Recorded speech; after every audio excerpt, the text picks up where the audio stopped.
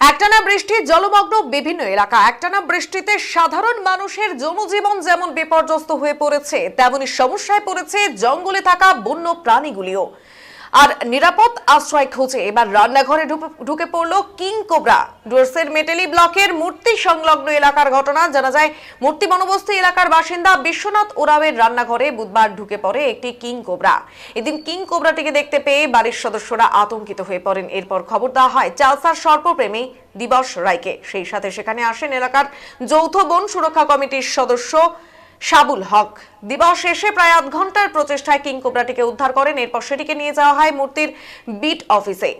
King কোবরাটি সুস্থ থাকায় এদিনই সেটিকে গরুমারা জঙ্গলে ছেড়ে দেওয়া হয়। উদ্ধার হওয়া কিং কোবরাটি লম্বায় প্রায় 12 ফিট বলে জানা গিয়েছে। পাশাপাশি এদিন দক্ষিণ দুপচুরা এলাকা থেকে দুটি গোপ্র সাপকেও উদ্ধার করা হয়। সেই সাথে জাকরিকোনা এলাকায় মাছ ধরার জালে একটি অজগর সাপও আটকে পড়ে, সেটিকেও উদ্ধার করা হয়েছে।